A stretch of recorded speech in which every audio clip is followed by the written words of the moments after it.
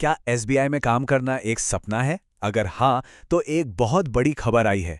भारतीय state bank ने specialist officer के पदों के लिए एक जबरदस्त भर्ती निकाली है और आज हम इसी के बारे में सब कुछ जानने वाले हैं।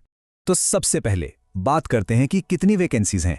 बैंक ने कुल 996, जी हां, 996 वैकेंसी निकाली हैं।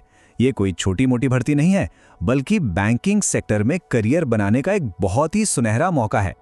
और सबसे जरूरी बात, सबसे पहले जो लोग भी अप्लाई करने का सोच रहे हैं ना, जरा ध्यान से सुनिए। एप्लीकेशन की जो लास्ट डेट है वो अब बढ़ा दी गई है।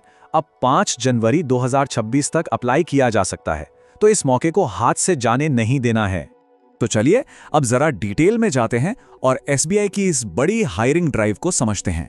ये 2025 की स्पेशलिस्ट ऑफिसर भूमिकाओं के लिए एक पूरी गाइड की तरह है। अगला सवाल, कौन कौन से रोल्स हैं, मतलब पद कौन से हैं और पोस्टिंग कहां कहां हो सकती है, आइए देखते हैं। अच्छा, तो ये जो टोटल 996 वैकेंसीज है ना, इन्हें 3 मेन रोल्स में बांटा गया है। सबसे ज्यादा 506 पद सीनियर रिलेशनशिप मैनेजर यानी एसआरएम के लिए हैं। इसके बाद 284 पद कस्टमर रिलेशनशिप एग्जीक्यूटिव के लिए और 206 पद रिलेशनशिप मैनेजर यानी आरएम के लिए है। और देखिए, ये वैकेंसी सिर्फ बड़े शहरों तक ही सीमित नहीं है, बल्कि पूरे देश में फैली हुई हैं। जरा इस टेबल पर नजर डालिए। देखिए, तिरुवनंतपुरम और मुंबई मेट्रो जैसे सेंटर्स में कितनी सारी वैकेंसीज हैं। तो अपने नजदीकी शहर में अवसर जरूर देखें। ठीक है, तो अब आते हैं सबसे जरूरी सवाल पर कि इन रोल्स के लिए एलिजिबिलिटी क्या है, कौन अप्लाई कर सकता है। चलिए इसी को समझते हैं। तो सबसे पहले एजुकेशन क्वालिफिकेशन देख लेते हैं।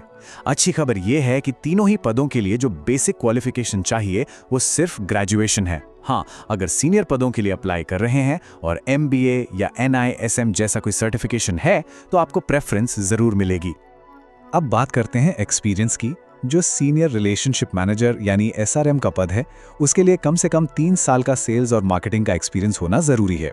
बाकी 2 पदों के लिए एक्सपीरियंस कंपलसरी नहीं है, लेकिन हाँ, अगर अच्छी कम्युनिकेशन स्किल्स हैं और डॉक्यूमेंटेशन का काम आता है तो चांसेस बढ़ जाएंगे। चलिए अब जल्दी से एज लिमिट पे भी एक नजर डाल लेते हैं। सीनियर मैनेजर के लिए उम्र है 26 से 42 साल, रिलेशनशिप मैनेजर के लिए 23 से 35 और कस्टमर रिलेशनशिप एग्जीक्यूटिव के लिए 20 से 35 साल। और हाँ, ये याद रखिएगा कि ये सारी कैलकुलेशंस 1 मई 2025 के हिसाब से होगी। तो अगर ये सब क्राइटेरिया मीट हो रहे हैं तो फिर अगला स्टेप क्या है?